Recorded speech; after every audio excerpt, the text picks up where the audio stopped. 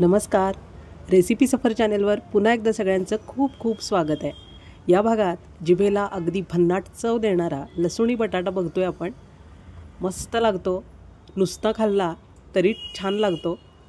भाकरी चपाती भाताबरोबर जिरा राईस याच्याबरोबर सुद्धा खूप सुंदर लागतो आणि अगदी कमी वेळात होतो. खूप मसाले लागत नाहीत आणि खूप वेळसुद्धा लागत नाही. बघा कसा मस्त पूर्णासारखा शिजलाय बटाटा. वाव, मस्त टेम्पटिंग दिसतोय ना. अशाच पद्धतीनं तुम्ही सुद्धा लसूण बटाटा बनवू शकणार आहे.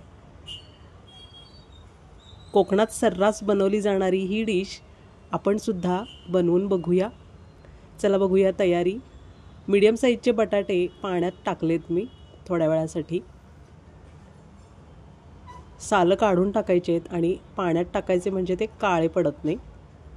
आता बघा कट करण्याची पद्धत दाखवते. उभा कट द्यायचा आहे आपल्याला. बटाटा उभा पकडायचा आणि एक काप आपल्याला उभा द्यायचा आहे, पण पूर्ण कट करायचा नाही. थोडीशी जागा शिल्लक ठेवायची. आणि आता हा चाकू असाच वरच्या बाजूनी आपल्याला एक काप काढायचा आहे बघा. म्हणजे दोन्ही बाजूंनी काप व्यवस्थित आतपर्यंत जातील आणि त्याला असं पॉकेट तयार होईल मसाला भरण्यासाठी बघा. आणि अशा पद्धतीनं कापल्यामुळं बटाटा इव्हन कुक होणार आहे. सगळ्या बाजूंनी मस्त भाजला जाणार आहे आणि कच्चा न राहता सगळ्या बाजूंनी त्याला मसालासुद्धा लागणार आहे. पुन्हा एक वेळ दाखवते आहे मी तुम्हाला. उभा पकडायचा बटाटा, अशी थोडीशी जागा शिल्लक ठेवायची आणि त्यानंतर हीच सुरी पकडायची आणि असा काप काढायचा आहे उभा दुसऱ्या बाजूंनी. आता जी जागा शिल्लक ठेवली आहे ना आपण, त्याच बाजूंनी आपल्याला काप काढून घ्यायचा आहे बघा. अशा पद्धतीनं लक्षात आलं असेल तुमच्या. प्रत्यक्षात ज्यावेळी तुम्ही कट कराल त्यावेळी लक्षात येईल तुमच्या. उभा पकडायचा बटाटा म्हणजे असं पॉकेट तयार होतं. पूर्ण कट करू नका, नाहीतर मसाला सगळा सुटून बाहेर येऊ शकतो. आता काळं मीठ टाकूया म्हणजे मसाला छान लागतो आतपर्यंत मुरल्यावर. दोन्ही बाजूनी आपल्याला असं मीठ व्यवस्थित स्प्रिंकल करून घ्यायचं आहे. सगळ्या बटाट्यांमध्ये असंच काळं मीठ आहे. हे काळं मीठ आपण स्प्रिंकल करून घेऊया, त्यामुळं मस्त चव आतपर्यंत मुरते. मस्त लागतात हे बटाटे. नक्की ट्राय करा. खूपच सुंदर बनते ही डिश. अशा पद्धतीनं मी सगळे बटाटे कट करून घेतलेत. साधारण असेच मीडियम साईजचे घ्या. खूप छोटे नकोत आणि खूप मोठेसुद्धा नकोत. आता या 5-6 बटाट्यांना पुरेल इतपत शेंगदाणे घेतलेत आणि ते भरड कुटलेत. मिक्सरवर नको, शक्यतो असे खलबत्त्यातच कुटून घ्या. आणि बऱ्यापैकी मोठी एक गड्डी लसणाची घेतली आहे, तीसुद्धा यामध्येच कुटून घ्यायची. भरड कुटायचं आहे हे सगळं. या शेंगदाण्याच्या चटणीमुळं मस्त लागतो बटाटा. 1 चमचा जिरे टाकूया. 1 चमचा हळद टाकायची आहे. त्यानंतर मीठ टाकायचं आहे चवीप्रमाणे. काळं मीठसुद्धा आपण टाकले, हा हिशोब लक्षात ठेवून टाकायचं. त्यानंतर कांदा लसूण मसाला टाकायचा. थोडा जास्त टाकायचा म्हणजे मस्त लागतो बटाटा. साधारण 2 चमचे टाकला मी.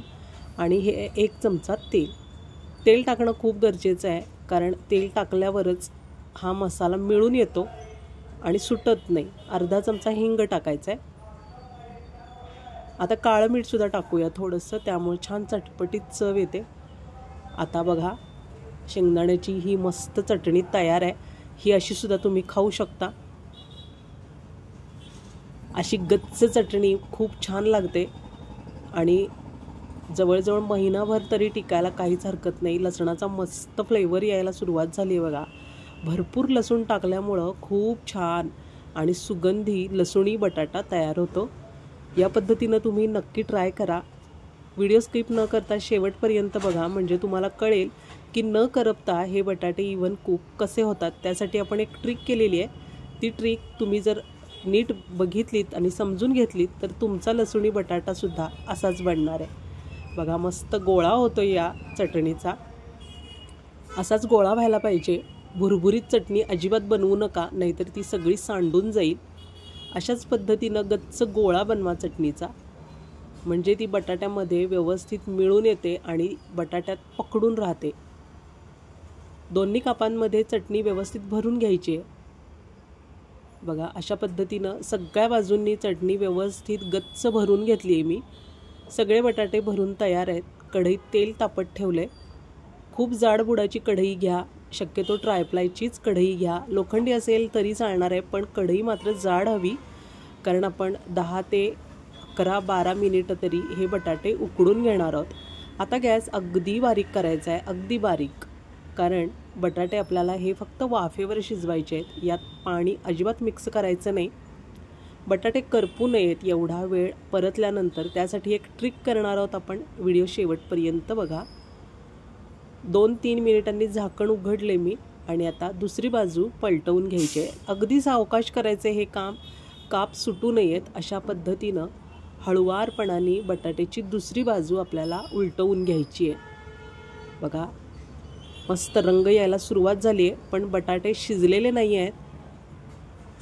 2-3च मिनिटं झालेली आहेत। अशा पद्धतीनं बघा मसाला अजिबात बाहेर येत नाही, कारण आपण चटणी व्यवस्थित गच्च गोळा बनवून घेतली आहे। अशाच पद्धतीनं चटणी बनवून घ्या, म्हणजे ती बाहेर येत नाही, सुटत नाही अजिबात।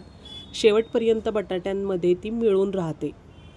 पुन्हा झाकण झाकूया आणि 3-4 मिनिटांची वाफ द्यायची आहे। बघा परत उघडले मी झाकण 3-4 मिनिटांनी आणि थोडंसं तेल सोडत राहायचं आहे।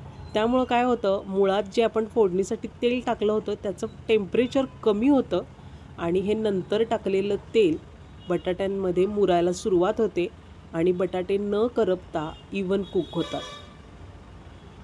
आता अजून 3-4 मिनिटांनी उघडले मी।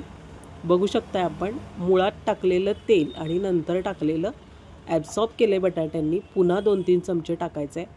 असं केल्यामुळं तेलाचं टेम्परेचर कमी होत राहतं आणि बटाटे इवन कुक होत राहतात, अजिबात करपत नाहीत। सगळ्या बाजूंनी त्याला छान सोनेरी रंग येत राहतो। चेक करूया, अजून शिजलेले नाही आहेत। आता अशाच जी पांढरी दिसते बाजू, ती बाजू आपण तेलात टाकणार आहोत आणि बटाटे आपण भाजत राहायचं आहे। बघा मस्त रंग यायला सुरुवात झाली आहे त्याला। सगळ्या बाजूंनी असा सोनेरी रंग यायला पाहिजे।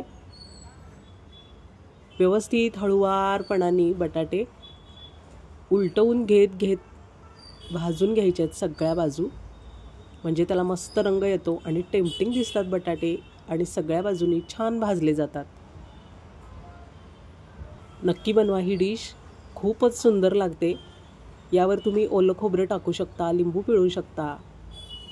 संध्याकाळच्या नाश्त्यासाठी सुद्धा ही डिश मस्त लागते, रात्रीचं जेवणासाठी असो किंवा सकाळच्या जेवणासाठी। आणि प्रवासासाठी तर ही डिश 3 ते 4 दिवस नक्की टिकते, कारण यात आपण पाण्याचा मुळीच वापर केलेला नाही। कोथिंबीर टाकूया।